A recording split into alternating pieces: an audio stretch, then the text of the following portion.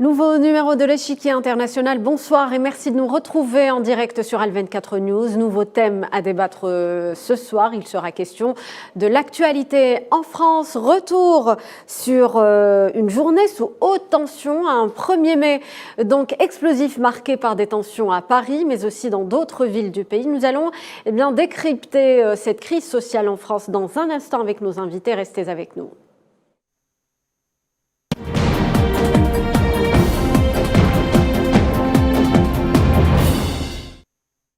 Des centaines de milliers de personnes étaient ce lundi 1er mai dans les rues de France. Un 1er mai qui fait figure de 13e journée de mobilisation intersyndicale contre, vous le savez, cette très controversée réforme des retraites dont le passage en force a véritablement mis le feu aux poudres dans le pays. Les manifestations d'aujourd'hui ont été émaillées de violents heurts à Paris, Nantes ou encore Lyon. Nous allons justement revenir sur ce climat social délétère en France, ce malaise qui semble en tout cas persister. Nous donnerons justement dans ce numéro de l'échiquier international la parole à des Français issus de l'immigration au moment où en France on évoque parfois leur peu de visibilité dans les manifestations mais aussi dans le débat politique.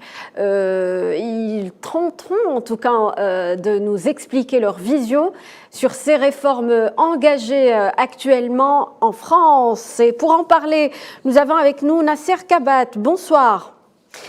Vous êtes en direct avec nous depuis Lyon. Vous êtes militant associatif très actif en Algérie, mais également en France. François Deroche, médecin, président de l'ONG Justice et Droits sans frontières, est également notre invité. Bonsoir. Bonsoir à vous. Et participera également, merci à vous, Monsieur François Deroche, et participera également au débat Gamal Abina, chroniqueur, analyste politique.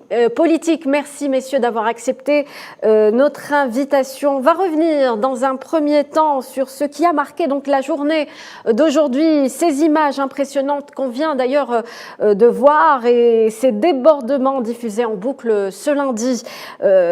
Que je vous propose d'ailleurs de regarder. Selon vous, que révèlent ces images? Je commencerai d'abord avec vous, Nasser Kabat. Vous avez justement participé au défilé dans la ville de Lyon et vous avez été témoin de ces débordements. Disons qu'effectivement, j'étais à Lyon, au cœur un peu du quartier central de Lyon, Bellecour-la-Guillotière, où on va dire que majoritairement le cortège des manifestants, des gens qui sont venus traduire leur mécontentement à cette réforme qui fait polémique déjà depuis plusieurs mois, c'est plutôt bien passé.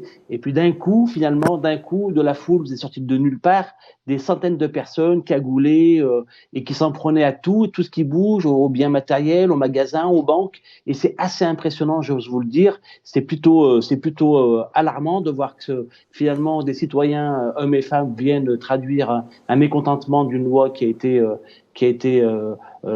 votée en force, je dois dire, à travers un 49.3, oui. De voir ces gens surgir de partout et de nulle part, mettre le feu à des voitures, pousser les gens, jeter des pierres, des cailloux, des barres de fer, des barres à mine, mais finalement s'en prendre à tout le monde, au-delà de s'en prendre aux forces de l'ordre, de s'en prendre aussi à tout le monde. Et je crois que c'est pas du tout une forme, pour moi en tout cas, du renforcement de la démocratie. Bien au contraire, c'est un affaiblissement de la démocratie, c'est une expression si violente. Mais cette tension, elle traduit sans doute un gros malaise qui semble en tout cas persister, n'est-ce pas François Deroche ? Effectivement, aujourd'hui, il y a un véritable malaise, et bien malin celui qui saura vous dire de façon extrêmement précise ce qui va se passer dans les jours, dans les semaines à venir, les mois à venir.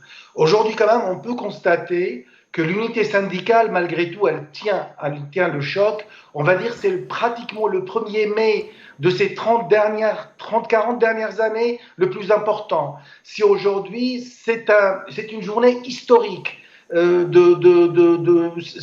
avec toute cette unité qui tient encore le choc malgré la durée, parce que rappelez-vous cette réforme de retraite, maintenant on est à 6 semaines. Rappelez-vous également des gilets jaunes et comment le mouvement s'est éteint. Sauf malgré les moyens policiers, malgré votre invité à parler de casseurs, effectivement.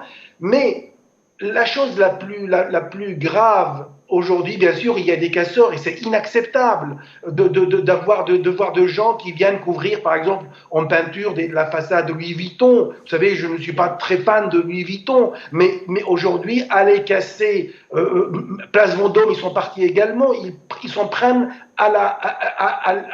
au moment où il y a la concentration de l'argent. Je voudrais quand même rappeler que cette difficulté provient surtout du fait que l'agence Fitch en invoquant l'article 49.3, aujourd'hui, considère que la mobilisation sociale va baisser aujourd'hui à cause de cette mobilisation sociale, que cette agence Fitch, qui est le langage que comprend M. Macron, parce que M. Macron, avant tout, il était banquier. Donc aujourd'hui, effectivement, il peut se sentir quelque part en insécurité. Aujourd'hui, il y a une impasse politique. Une impasse politique. Il y a aujourd'hui qui risque, par exemple, sur le programme des réformes, même si aujourd'hui, Monsieur le maire aujourd'hui s'inscrit en faux. Il dit qu'aujourd'hui, il va continuer à faire ces réformes structurantes de l'État pour pouvoir avancer. Oui. Sauf qu'aujourd'hui, je voudrais quand même, les syndicats aujourd'hui tournent leur regard sur deux dates. La date du 3 mai, lorsque les sages vont se prononcer sur une deuxième demande de référendum d'initiative partagée, le RIP, et le 8 juin, quand la proposition de loi du groupe des députés Lyotte abrogeant la réforme sera au menu de l'Assemblée. Donc, pour le moment, avant d'avoir ces dates et ces réponses, la contestation va continuer, et on peut dire aujourd'hui que la France vit une certaine instabilité politique qui risque malheureusement de mal se passer. Alors, Gamal Abina, justement, votre point de vue sur ces violences, Nasser Kabat et François Deroche en parlaient de violences, certes, qui sont incompréhensibles, mais qui traduisent tout de même un malaise qui persiste en France et qui risque d'ailleurs de dégénérer. Qu'en pensez-vous ? Je vais déjà en préambule, bonsoir.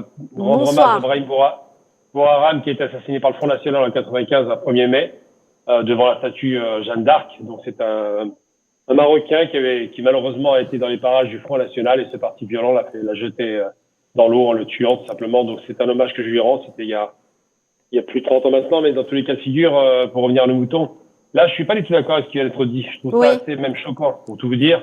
Je comprends pas qu'on prenne le problème à l'envers. C'est absolument pas la problématique des violences qui se posent aujourd'hui, c'est la problématique de la violence de cette loi qui était imposée par le haut. Il faut se rappeler que M. Darmanin avait annoncé 12 000 policiers. Il savait parfaitement, et tout le monde le savait, qu'il y aurait, avec 70 à 80% de la population, des violences dans ces manifestations parce que le peuple n'est pas entendu, parce que l'Assemblée nationale n'a pas été entendue, parce qu'il n'y a pas eu de vote, parce que c'est une loi qui a été imposée par le 49.3 et que ça donne le sentiment que finalement le peuple ne compte pas. Donc c'est pas des violences qui posent problème. C'est pas parce que Louis Vuitton, je ne sais quelle autre enseigne ou quelle banque se voit un petit peu badigeonné de peinture, ou s'il y a des feux à la place de la Nation, et je connais très bien la place de la Nation, puisque j'habite à 2 pas de la place de la Nation, la problématique n'est pas là. La problématique, c'est la violence sociale qui est exercée avec un homme politique, je le rappelle, M. Macron, qui peut être par ailleurs très bon à l'international, mais qui, sur le plan national, pose vraiment problème, qui a fait les promesses de ne jamais augmenter, jamais, je dis bien, donc, 2017, 2018, 2019, jamais augmenter l'âge de la retraite, et finalement n'a pas tenu. Gamal Abina, donc si l'on comprend bien, donc ces violences ne sont que les conséquences, on peut le dire, d'une politique adoptée par l'exécutif, par le président français notamment. C'est la conséquence d'une action. Les Français ne sont pas des fous, ils ne vont pas s'énerver sans raison. Il faut quand même pas, il y a des plaisanteries à ne pas avoir. Aujourd'hui, on utilise des drones pour surveiller les manifestants. Aujourd'hui, on interdit aux manifestants de siffler dans des stades. Aujourd'hui, on interdit aux manifestants de porter un gilet jaune. Il y a quand même des violences d'État qui sont quand même multiples depuis 2017. Ça ne s'est pas arrêté. Puis j'ai envie de dire, la censure qui commence à s'installer lentement mais sûrement. Il faut quand même pas, je comprends même pas qu'on puisse aborder la question par les violences d'abord du peuple. Ils subissent la violence. On parle de policiers qui ont été violentés aujourd'hui, mais c'est logique. Comment voulez-vous qu'il n'y ait pas de violence quand quasiment 70% de la population est opposée à une réforme qui n'a pas été discutée. Et la question qui se pose, c'est à quoi sert l'opposition, à quoi sert le Parlement, à quoi sert cette population si l'État décide quand il veut, parce que soi-disant il a été élu démocratiquement, et encore on peut en parler, de ce genre de décision. Donc les violences sont la conséquence d'une violence politique. La politique a engendré des violences sur le terrain, mais c'est pas le contraire. Je comprends même pas qu'on fasse comme dans les organes de propagande des chaînes privées qui sont les chaînes d'hommes d'affaires et qu'on répercute l'histoire des violences sans tenir compte du fait qu'en face, il y a quand même des violences assez extraordinaires au niveau de la police. Les systèmes de sécurité sont absolument abyssaux. Et surtout, je le rappelle, M. Macron, lors de la finale de la Coupe de France, a eu sept lignes de sécurité pour empêcher que les gens qui étaient dans les gradins puissent envahir le stade. C'est à ce niveau-là qu'on est aujourd'hui. Vraiment un État qui est devenu de plus en plus radical. Et la radicalité de la violence d'État répond à la radicalité de la violence de la rue. C'est pas une surprise. Alors, on va s'intéresser justement à la situation, on va continuer d'en parler. Au moment où les manifestations ont commencé, on a vu le tweet du président français qui justement a remercié les travailleurs. Justement, j'aimerais vous poser la question, Nasser Kabat, comment décrire la position dans laquelle se trouve actuellement l'exécutif et comment peut-il s'en sortir face à une tension qui ne fait que s'accentuer? Alors, pour recontextualiser mes propos introductifs par rapport à nos invités et puis notamment notre invité, alors je fais bien la part des choses. Moi, je suis parti manifester contre ce principe de loi qui nous était imposé par le haut, effectivement. Mais par contre, quand je suis dans une manifestation où on traduit d'une manière démocratique. Vous dénoncez la violence. Je dénonce la violence, et je la dénoncerai tout le temps, parce que nous sommes dans un pays démocratique où les instances républicaines doivent fonctionner, et je pense pas que justement, ça soit du crédit porté aux syndicats et aux forces syndicales qui, à travers une intersyndicale, justement, regroupent leurs forces, et c'est très très bien, et ça en encourage. Mais par contre, je suis pas convaincu, quand vous avez des personnes qui balancent des pavés sur la foule quasiment, que ce soit productif par rapport à la question politique de fond.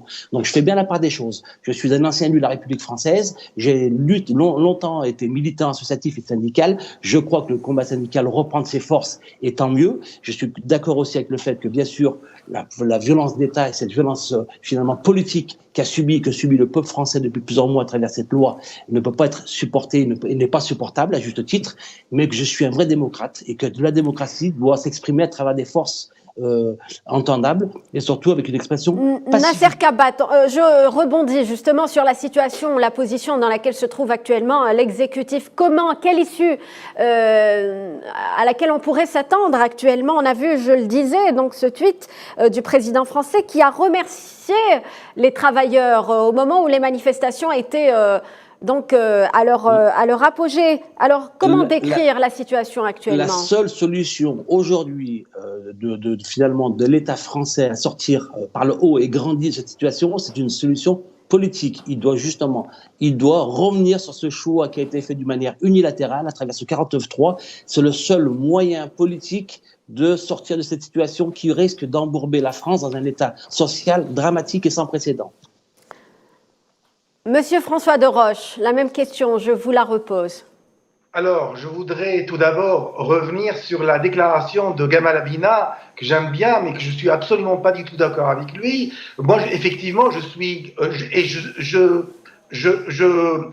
d'accord avec Nasser quand il parle que la violence est inacceptable. Oui. Qu'est-ce qu'il a fait, Monsieur Macron? Il a fait uniquement, il a travaillé dans le cadre constitutionnel et rien ne pourrait justifier, et aucune explication ne pourrait justifier ces violences. Ces violences portent atteinte à l'image de la contestation, à l'image de cette loi qui est injuste. Et aujourd'hui, qui paye les pots cassés de cette loi? Ce sont les gens qui ont les métiers les plus pénibles. Ce sont les étrangers qui travaillent dans ce pays, qui, pour la majorité, payent le prix très lourd.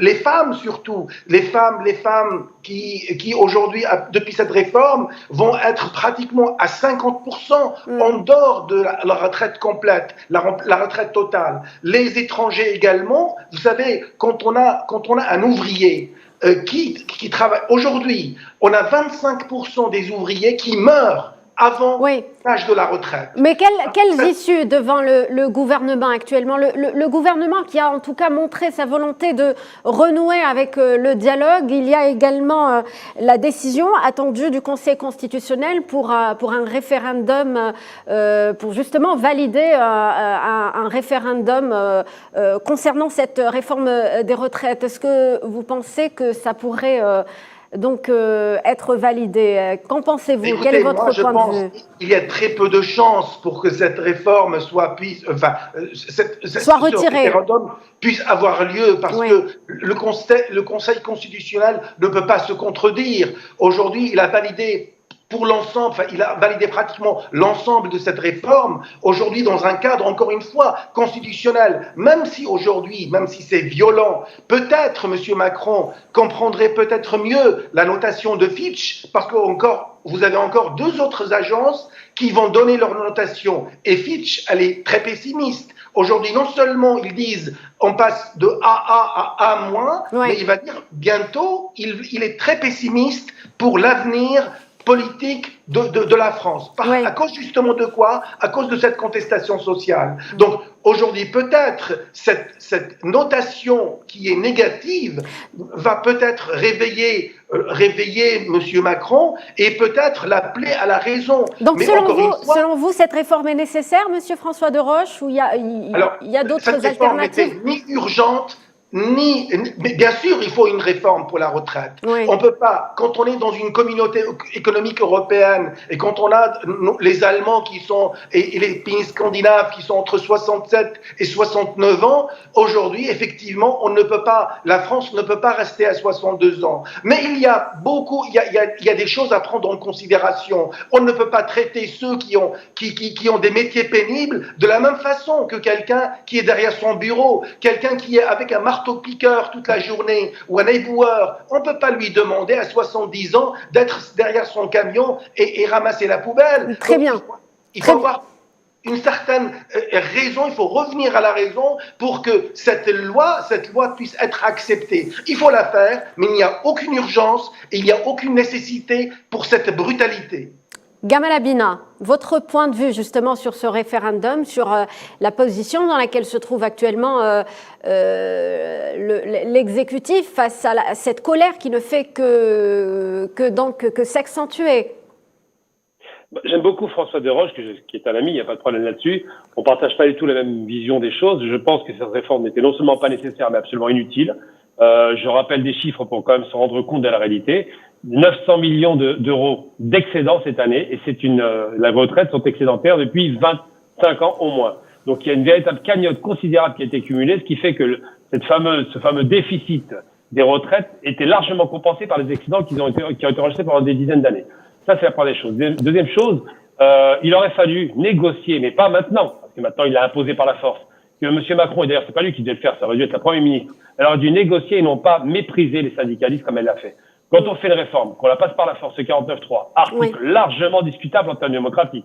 Je rappelle que le 49.3, dans tous les pays démocratiques, c'est le seul pays démocratique au monde qui impose une loi par la tête de l'État. Et c'était une loi qui était imposée par un militaire, le général de Gaulle, pour empêcher que le Parlement ne tourne en rond. Sauf que là, ça a été imposé au peuple, pas au Parlement. Donc on n'est plus dans la démocratie. Que faut-il? Quelles sont justement les alternatives? J'allais répondre à votre question. La problématique, c'est qu'aujourd'hui, c'est une question de perdre la face. M. Macron s'est largement engagé sur cette réforme, n'a pas pris le recul nécessaire, l'a imposé, n'a pas négocié avec les syndicats. Et quand Mme Borne a reçu les syndicalistes après le vote, elle a dit on négocie tout sauf l'âge. Et je ne suis pas d'accord sur le fait que l'âge est un problème, encore une fois, parce qu'on ne peut pas se comparer des pays qui payent bien leurs salariés comme l'Allemagne ou la Scandinavie. Ils sont très bien payés, c'est en moyenne 500 € de plus par salarié, c'est une chose. Et surtout, on ne peut pas négocier de façon fermée en disant tout est négociable sauf l'âge. Puisque c'est l'âge la problématique, le problème qui se pose, la vraie problématique, c'est une question d'âge. Et là, en l'occurrence, la question qui est posée par M. Macron, c'est qu'il en a fait quasiment une sorte de cheval de bataille de son quinquennat. Donc il n'en reculera pas parce qu'il ne le veut pas pour une question de fierté mal placée, je le suppose. Et de l'autre côté, les syndicalistes qui sont de plus en plus à vent debout, et je les comprends, avec une population qui est derrière eux pour la première fois. Ça faisait longtemps qu'on n'avait pas vu ça depuis les lois à l'époque des réformes qui étaient faites en 95, ça s'est mal passé. Eh bien, il faut se rappeler quand même que aujourd'hui il y a un blocage total parce que l'exécutif refuse de négocier. Il ne propose pas de négocier. Il a dit c'est imposé. La Chambre haute et le Conseil constitutionnel l'ont imposé. Il n'y a pas une négociation. On est vraiment dans un déni de démocratie qui est extraordinaire. Il refuse même le fait que le peuple puisse demander un RIC ou un RIP ou je ne sais quel autre référendum, alors que De Gaulle, lui, avait mis sa bataille politique en avant en disant « j'autorise le peuple à pouvoir s'exprimer ». Et bien là, aujourd'hui, il y a un verrouillage de la démocratie par des hommes politiques qui se croient vraiment détenteurs du pouvoir absolu et qui expriment réellement, et c'est ça qui est le plus grave, une sorte de mépris de classe. J'en veux pour preuve la façon dont M. Macron a parlé du mouvement des casseroles, se moquant d'eux directement, disant que ça ne fera pas marcher l'économie française. Je suis désolé de le dire, mais aujourd'hui, si la France est dégradée par les agences de notation, c'est pas parce qu'il y a une retraite qui passe ou ne passe pas, c'est simplement parce que le pays est en train de s'enfoncer lentement mais sûrement dans une crise structurelle économique, incapable de réformer l'économie, non pas les retraites, mais l'économie en relançant la machine économique. Et c'est ce qui fait que la France va mal aujourd'hui. Alors, où va la France face à ce bras de fer qui semble se durcir? En tout cas, on le comprend. Nasser Kabat, je ne sais pas ce que vous en pensez. On a l'impression également qu'une crise peut en cacher une autre, puisqu'on l'a vu avec cette feuille de route présentée par l'exécutif dernièrement devant le Parlement donc français, où on a évoqué justement une nouvelle loi sur l'immigration, un projet de loi sur l'immigration qui finalement a été écarté. Quel est votre point de vue sur donc ces crises successives? Écoutez, moi je pense que la gestion d'un pays au sens politique et au sens noble, j'oserais dire du terme, au sens romain du terme, c'est une gestion de politique avec l'approbation ou en tout cas un consentement acquis du peuple de ces grandes réformes. Je crois qu'aujourd'hui, Macron paye un petit peu cette insolence qui déjà dans ce pays depuis plusieurs années fait comme si les corps intermédiaires n'existaient plus. Oui, on parle de trop de verticalité en ce moment dans la gouvernance. Oui. Je me souviens de cette, avec ce petit sourire narquois de l'époque de Sarkozy quand il a déclaré, vous vous rendez compte qu'en France, quand il y a des manifestations aujourd'hui, des grèves, personne ne s'en rend compte. Donc c'était un peu le début d'un mépris. Et puis on se rappelle aussi, c'est quand même cette histoire de gilet jaune pour moi qui n'a jamais été finalement terminée en réalité. Je crois que ça a été, c'était quelque chose qui est resté dans le corps des Français, de ceux qui ont contesté cette période. Est venu le Covid entre-temps, ça a calmé plus ou moins finalement la volonté du peuple d'avoir exprimé finalement ce ras-le-bol de ces choix politiques qui étaient faits malgré eux. Oui. Et en plus de ça, je pense qu'il y a deux erreurs fatales qu'a fait Macron avec son équipe. C'est d'abord sur le point de vue, on est en post-Covid, les gens ont subi beaucoup de choses durant ces 2-3 dernières années. Premièrement, et secondo, de faire semblant que les corps intermédiaires et les syndicats et la force sociale de ce pays étaient mortes. Voyez, et je pense que c'est aussi ça, une vieille démocratie, c'est qu'à tout moment, elle rappelle que le peuple peut reprendre finalement le corps du débat, même si quelque part la rue s'exprime et elle doit s'exprimer. Je crois que c'est une erreur fatale qu'a fait Macron et du haut de son finalement de son manque d'expérience. Ça n'a pas été un homme de terrain, ça n'a pas été un élu de terrain qui a besoin d'aller chercher dans son expérience finalement qu'on laisse les Français grogner trop longtemps, c'est laisser finalement la rue reprendre le dessus. Et je crois qu'aujourd'hui on est dans cette expression-là qui à mon avis est complètement démocratique aussi et je crois qu'elle est importante et je le répète. Plus il y aura des Français dans la rue, plus ça sera important pour faire reculer le gouvernement, parce que pour moi, c'est le seul moyen démocratique. François de Roche, brièvement, la mobilisation est importante selon vous? Bien sûr, la mobilisation est importante et ça peut vraiment dégénérer. C'est ça ce qui est le plus important. C'est qu'aujourd'hui, il y a une colère.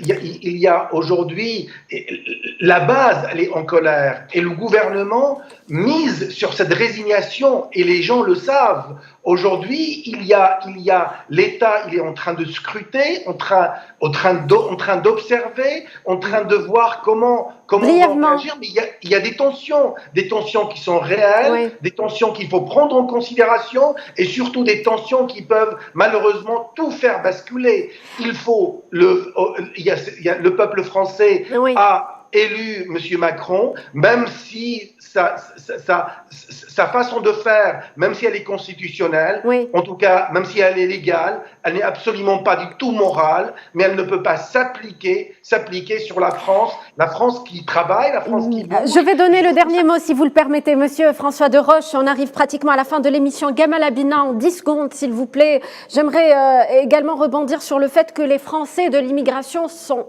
également engagés en faveur de toutes ces réformes qui sont actuellement sur la table en France, et c'est important de le souligner parce qu'à un moment donné dans le débat en France on a entendu parler de ces Français issus de l'immigration qui sont presque à l'écart de ce qui se passe, des mouvements de contestation notamment. Mais je vous confirme qu'ils sont à l'écart et on le comprend très bien. En 2005 on n'a pas été entendu, on était tout seul face à la police et à l'État contre Sarkozy.